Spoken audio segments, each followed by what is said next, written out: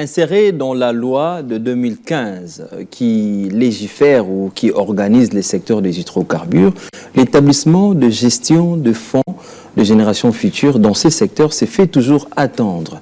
Alors, plusieurs langues se demandent qu'est-ce qu'il en est exactement, à quand la création d'un tel établissement. Nous avons reçu, mesdames et messieurs, sur ces plateaux, le professeur Donat Kampata. C'est avec lui que nous allons réfléchir autour du mécanisme de création de l'établissement de gestion de fonds de génération future dans les secteurs des hydrocarbures. Professeur, bienvenue. Merci beaucoup. Bonjour, Saka, c'est bien moi. Nous allons parler, réfléchir avec le prof autour de mécanismes de création de cet établissement de génération de fonds dans le secteur des hydrocarbures. Mais avant tout, prof, il y a une grande actualité qui, qui fait en sorte que le monde parle de la RDC aujourd'hui. Enfin, nous avons porté plainte, nous, la population, la RDC, contre les filiales de l'entreprise Apple et pour motif de l'approvisionnement illicite de minerais. Votre réaction, en tant que Congolais, en tant que scientifique, bien sûr. Non, mais bon, il faut quand même reconnaître le Congo a crié longtemps. Ça fait aux environs de 30, à peu près 30 ans que nous regrettons de la situation à l'Est.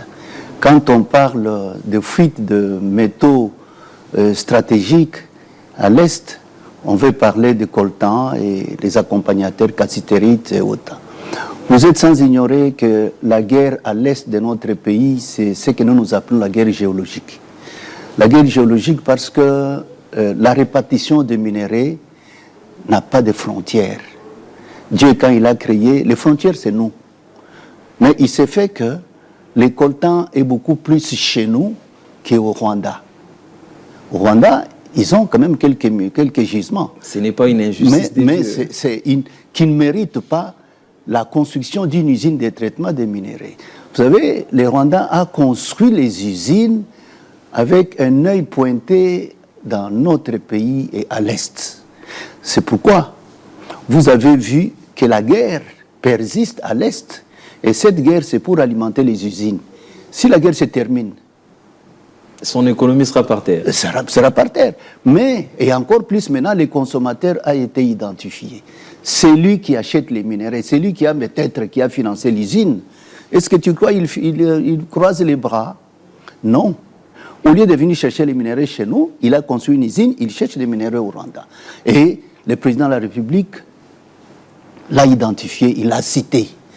Tu vois, citer une entreprise, une grande entreprise comme Apple. Multinationale comme Apple, avec son téléphone qui est envié même par des petits-enfants. Ils vont dans le village, là, quand vous demandez à un enfant, iPhone, c'est moi.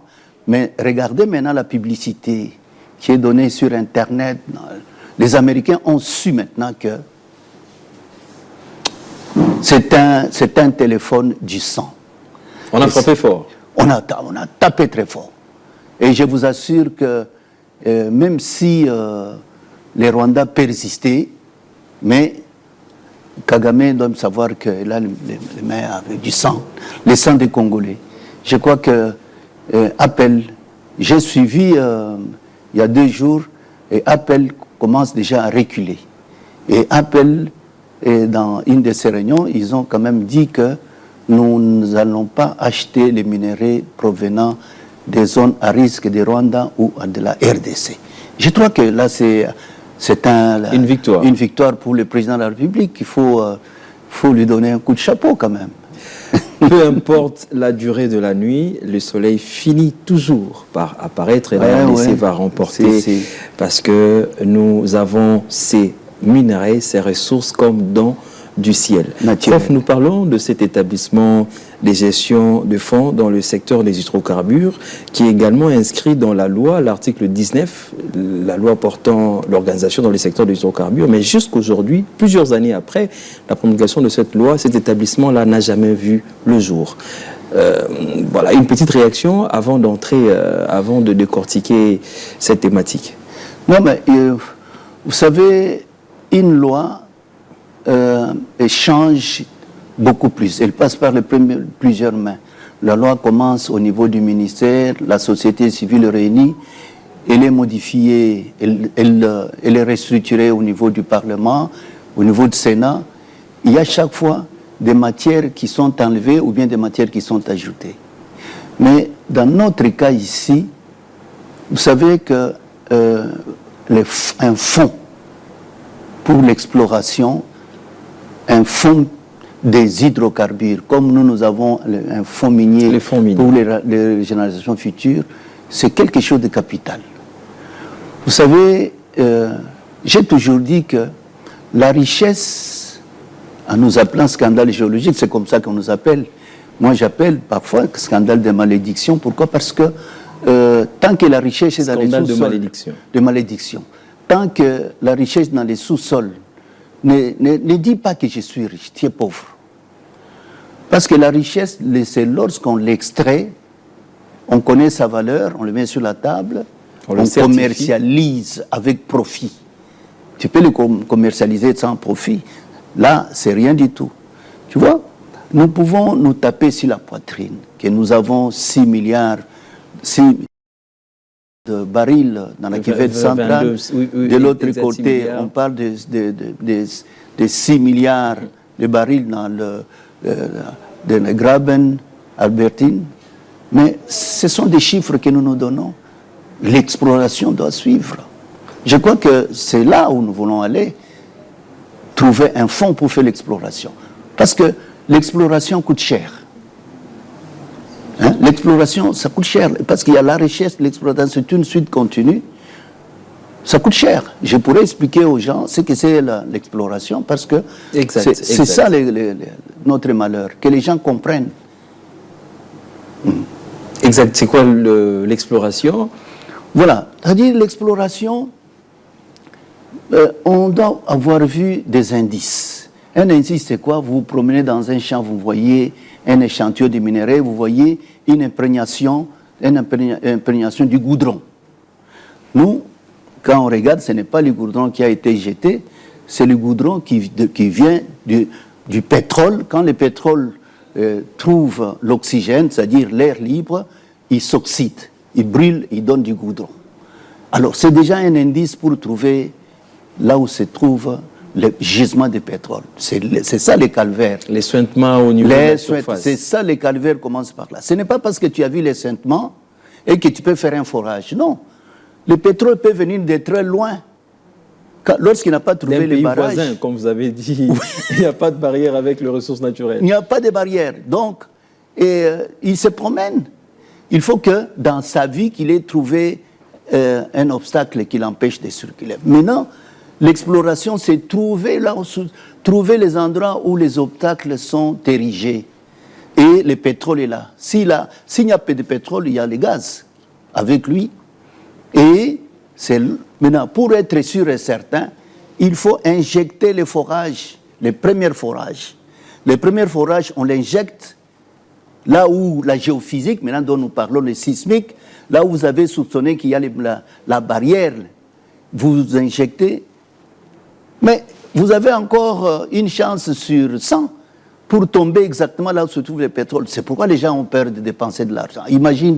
Imagine-toi, 6 mois, 8 mois, vous êtes en train de creuser et après vous constatez qu'il n'y a rien. Vous devez laisser abandonner. Alors, mais maintenant, c'est la banque qui a financé. La banque, lui, il pleure. Et nous, les géologues, là, tu peux te retrouver en prison. Dans certains pays, on coupe les mains. J'ai déjà dit à mes étudiants que c'est terrible. C'est pourquoi dans notre pays, nous avons un retard dans l'exploration. Regarde, quand je prends l'exemple le plus simple, Congo-Brazzaville, dans la même cuvette, ils ont beaucoup d'informations. L'Angola a fait la géophysique de tout son pays, tout son territoire. Et ils ont fait les sismiques dans tous les bords de l'Atlantique. De l'océan Atlantique. L'océan Atlantique. Mais pourquoi? Parce qu'ils ont des informations réelles. Mais lorsque vous regardez chez nous les informations que nous disposons, les informations de 1952, mais on a fait la géophysique en 1952. Et maintenant, combien d'années après? Vous voulez attirer les investisseurs avec des informations vieilles de 70 ans? Non. Non. C'est pourquoi nous devons réfléchir, c'est les sujets qui nous a amenés ici, création d'un fonds, et ça n'existe pas seulement chez nous, ça a existé dans plusieurs pays, on commence par Norvège, Ghana, et, Mali, hein, et c'est un fonds réel qui peut accompagner la République à faire l'exploration, parce que je vous ai dit que l'exploitation coûte cher. D'ailleurs, pour arriver à la production, mais vous devez avoir dépensé peut-être 80% d'argent. Vous voyez, c'est pourquoi les gens ont peur. Avec risque aussi d'échouer. Avec risque d'échouer.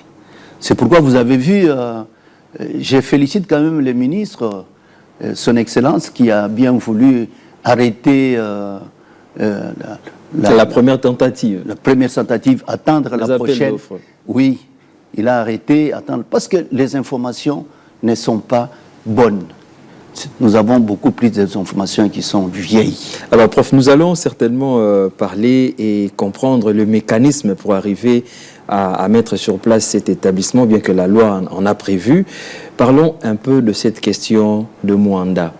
C'est plus de 30 ans que la République démocratique du Congo exploite le pétrole avec une production marginale de 20 000, 21 000. Et nous apprenons d'ailleurs ces derniers temps, il y a encore une chute parfois à 18 000 barils par jour. Et c'est grave. Plus de 30 ans, il n'y a que la côte qui est exploitée. Comment vous justifiez cette question? Bien qu'il y a des informations qui manquent, il y a plusieurs aspects. Plus de 30 ans, plus de 60 ans de l'indépendance, nous n'arrivons pas à faire de pas intéressants comme d'autres pays de la sous-région. Non, mais là, il faut quand même comprendre que, regardez tout autour, c'est à peu près la même société qui fait l'exploration et qui fait aussi la production. Il peut se donner plusieurs noms, c'est toujours la même société. Le même groupe. C'est le même groupe. Le même groupe fait le travail. Mais imaginez par exemple, s'il était accompagné par la RDC elle-même avec son entreprise, Sonaïdroc, pour l'exploration, pas pour les amodiations. Non, pour l'exploration. On lui donne des moyens pour explorer. On aurait déjà des blocs à nous, mais peut-être des blocs en production. Parce que, bon, vous voyez, le pétrole, il n'est pas raffiné ici chez nous, il est raffiné ailleurs. Donc, il les sort comme un robinet, suivant les besoins qui sont à l'extérieur. Moi, je trouve que c'est ça. Des financiers et de l'investissement. Oui, c'est ça. Parce que le pétrole, il est financé il est raffiné. La raffinerie se trouve quelque part. Et ce n'est pas le seul. Non. Lui, c'est sa propriété. C'est son argent. Mais maintenant, pour l'exportation, il connaît la quantité qu'il doit exporter par an. Et il règle peut-être les robinets dans ces sens. En fonction de ses besoins. En fonction de ses besoins-là. Regarde, en Angola, ce n'est pas la même chose. Regarde, j'ai encore un exemple. Il y a une raffinerie au Nigeria. Le grand mania du Nigeria qui a construit une raffinerie. Dangote, vous parlez de Dangote? Dangote, oui. Mais il a commis une petite erreur parce que tu construis une raffinerie, mais tu n'as pas ton gisement à toi. Ton brut. Et tu dois dépendre des autres. Mais maintenant, les autres, ils l'ont saboté. Ils ne lui donnent pas. Ils ne lui donnent pas parce que maintenant, il faut modifier la loi pour dire que le pétrole, avant de sortir, quelle que soit la provenance, doit être raffiné localement. Mais là, maintenant, c'est une longue bataille. Donc, vous justifiez cette situation par pratiquement l'absence de notre société nationale. L'absence de notre souveraineté et puis l'absence de nos entreprises pétrolières, ni une entreprise pétrolière propre à laquelle on a donné des moyens compétitive, lui donner des moyens qui doit commencer par l'exploration et arriver jusqu'à la production. Toute la chaîne. On n'en a pas. Nous regardons les autres. Et puis vous voyez que lui, Perenco, il est maître du sol. Il est là seul. Chaque fois quand on parle de pollution, et il ne veut pas. Parce qu'il est seul. Tout le monde le regarde. Hein?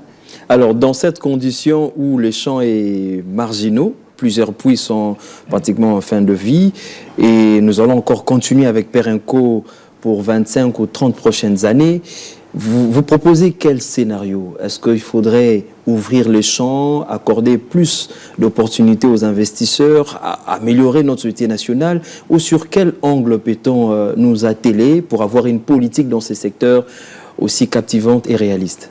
Non, les choses sont simples. Vous savez, nous avons plusieurs blocs. Quand je regarde seulement du côté ouest, nous avons des blocs en onshore et des blocs en offshore. Mais il y a des blocs qui ne sont pas explorés. C'est-à-dire que lorsque vous avez un endroit qui n'est pas exploré, la richesse est cachée dans les sous-sols. Il n'est pas richesse lorsque vous avez toutes les informations réelles qu'il n'y a rien du tout. Et c'est ce que nous devons faire. Maintenant, c'est pourquoi c'est une raison dont nous parlons d'un fonds des hydrocarbures. Imagine-toi que l'État lui-même fait l'exploration. Ce fonds-là l'accompagne à faire l'exploration. Il va attirer beaucoup d'investissements étrangers.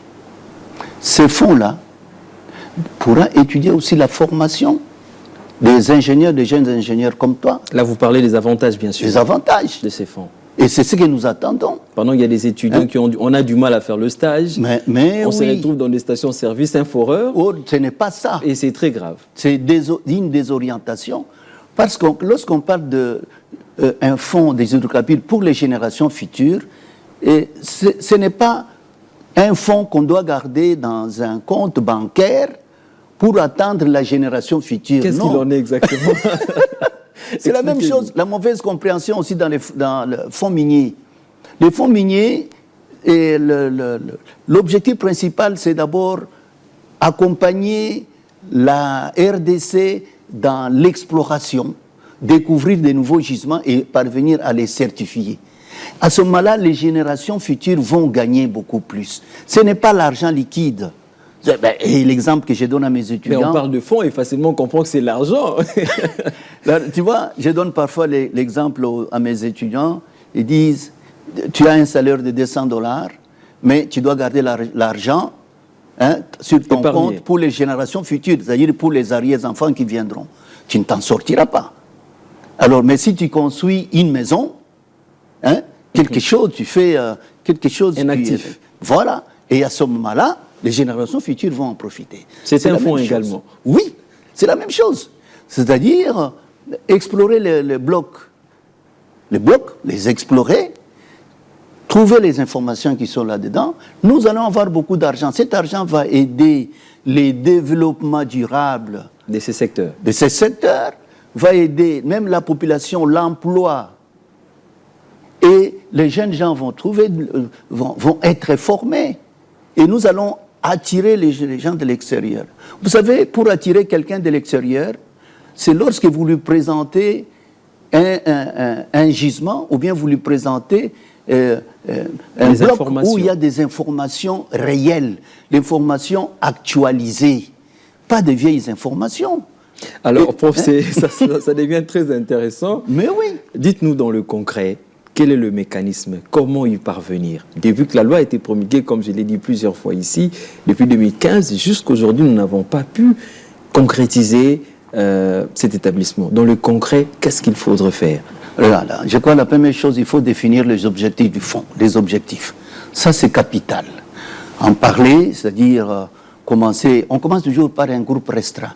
Je crois que ça ne sera pas nouveau, parce qu'on peut toujours calquer sur les fonds miniers qui existent. Moi, j'ai participé à la création des fonds miniers. Alors, les fonds des hydrocarbures, c'est encore plus facile. On fait les mêmes. Il faut définir les objectifs, cibler maintenant là où on doit tirer de l'argent. Les différentes taxes. Les circuits. Il faut regarder les différentes taxes, ou bien créer une taxe spéciale par rapport au fonds, comme on a fait dans le code minier. Mais pendant que la loi est muette là-dessus, nous allons y parvenir. C'est pourquoi il faut nécessairement... Il faut la réforme de la loi, il faut une modification. Bon, on ne parle pas de la Constitution, on parle de la loi des hydrocarbures. Non, il faut modifier la loi des hydrocarbures. On arrivera à le faire parce que nous avons... Dans les secteurs miniers, on l'a fait. On modifie avec cible dans la tête que nous devons créer un fonds. Et les fonds et capital. En précisant le mécanisme d'affectation. Les mécanismes. Et les gestions. Et voilà, mais surtout la transparence. C'est un fonds où il faut une bonne transparence et une redevabilité. C'est pourquoi il faut associer aussi la société civile, la jeunesse. Dans cette démarche. Oui, dans cette démarche. Hein.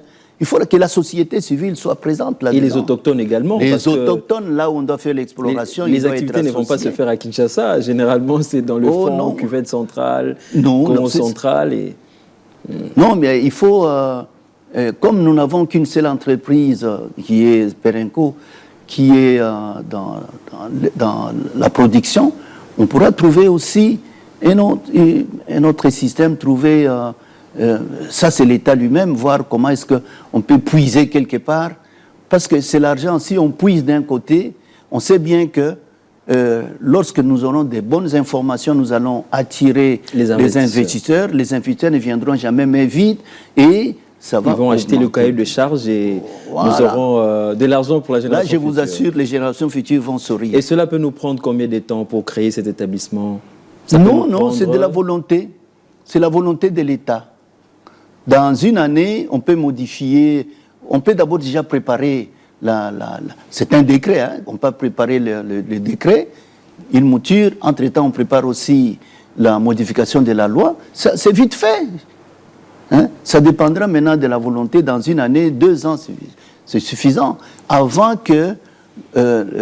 qu'on affiche encore des appels d'offres sur les blocs. Parce que, n'oublie pas, moi je préfère qu'on puisse nous-mêmes se concentrer sur un bloc là où nous avons beaucoup plus d'informations. On commence déjà l'exploration de ces blocs. Vous allez voir tout en ayant en tête l'aspect de la génération future. Voilà. Ça, c'est capital. Très capital. Il ne faut pas penser à travailler sur tous les blocs. Non. C'est bloc par bloc. Moi, je commencerai par exemple. Voilà l'exemple. Je vois bien que dans les blocs albertains, il y a l'Ouganda qui est déjà au niveau des pipelines, c'est-à-dire qu'il connaît déjà la quantité de pétrole qui se trouve chez lui. Pourquoi ne pas s'entendre avec lui? Parce que c'est le même bassin. Il y a déjà un accord qui venait d'être validé par le Parlement. Moi j'aime bien avec. A fait passer 2 accords d'ailleurs. Voilà. Sur la zone d'intérêt commun, également sur cette question de l'Ouganda. Et je t'assure que ça c'est très bien. Pourquoi? Parce que ça va nous coûter plus cher de créer notre pipeline que de se connecter sur le leur. Si nous avons des bonnes relations, ça va aller. C'est pourquoi, parfois, lorsqu'on est voisin, hein, il faut avoir de bonnes relations. Je crois que l'Ouganda comprend bien que nous devons être ensemble. Mais de l'autre côté, là-bas... C'est compliqué. C'est compliqué. On ne va même pas citer les noms. Non, je ne vais pas citer les noms, c'est très compliqué. Alors, merci beaucoup à vous, professeur. Lentement et sûrement, nous tendons vers la fin. On a dit que c'est un sujet pas facile à décortiquer pendant quelques minutes. Nous avons pu dire l'essentiel. Alors, on ne peut pas finir cette émission sans solliciter votre réaction suite à cette nomination. Et donc, nouveau doyen de la faculté pétrole, gaz, énergie renouvelable de l'université de Kinshasa. Comment avez-vous accueilli cette nouvelle? Et il y a des réactions qui pleuvent jusqu'à maintenant, des félicitations sur félicitations. Votre réaction à chaud? Vous savez, j'ai été déjà vice-doyen. Il y a des étudiants qui ont vu la manière dont j'ai travaillé. C'est une faculté, une nouvelle faculté qui est née et qui devait être très fort. Bon, à la mort... la jeune faculté d'ailleurs, la plus jeune de l'université de Kinshasa. C'est la plus jeune de l'université. Maintenant, il manque ce dynamisme-là. Il manque quelque chose dans cette faculté. Pourquoi? Parce que nous avons certains professeurs, moi je ne vais pas se cacher, il y a certains professeurs des autres facultés qui nous accompagnent, mais qui ne laissent pas la main libre. La main libre, c'est quoi?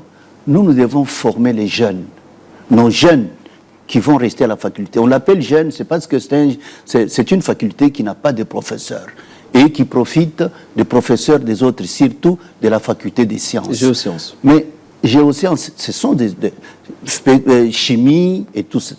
Mais ils devraient quand même nous aider la faculté. Ils ne veulent pas lâcher leur charge horaire Pour lâcher charge horaire, c'est quoi? C'est former des professeurs pour la faculté, les jeunes gens, les accompagner.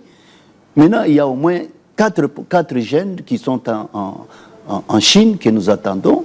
Nous avons d'autres professeurs, des jeunes gens qui ont terminé les travaux dans le DS. Qui sont dans les DA, nous les attendons. Mais il faut les accompagner.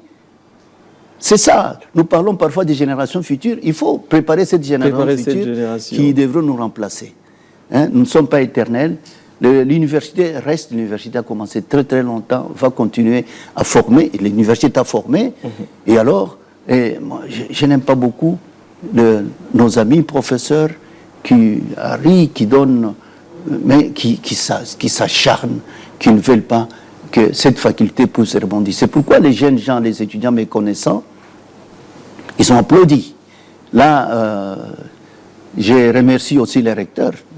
Le recteur professeur KMB, il me connaît, on a fait ensemble Liège, et il a fait une bonne chose, un bon choix. Et c'est sûr que, bon, tantôt je suis inspecteur général d'un côté, tantôt enseignant. Je suis enseignant et je suis doyen, et je vais faire tout pour me départager. Je crois que je serai accompagné par des jeunes gens pour réussir cette lourde responsabilité. Lourde responsabilité. Merci beaucoup, cher professeur. Moi, j'aime bien vous appeler cher mentor, parce que vous êtes parmi le rare qui accompagne la jeunesse. Vous accompagnez également cette émission au travers les conseils, au travers les orientations. Nous vous sommes infiniment reconnaissants. Un dernier mot, si on pourrait se dire au revoir, et un tout dernier mot. Non, c'est le premier sujet qui m'a intéressé. Hein. Moi, j'aimerais que la paix règne à l'Est, que nous puissions récupérer tous les minéraux, que nous puissions, nos populations rentrent dans leurs maisons, qu'il y ait un calme absolu, hein, et accompagner le président de la République dans tout ce qui est comme réforme. Et sans oublier aussi, le but de notre sujet, c'est cette jeunesse, la jeunesse pétrolière, qu'elle soit bien formée pour découvrir les gisements de pétrole qui sont enfouis dans les sous-sols. Je crois que c'est le but de l'émission. Merci beaucoup, cher professeur. À retenir, nous devons impérativement concrétiser ou réaliser cet établissement de génération future dans le secteur des hydrocarbures en respectant quelques orientations données tout à l'heure par le professeur. On se retrouve prochainement avec le même plaisir, la force, mais surtout de l'énergie. Au revoir.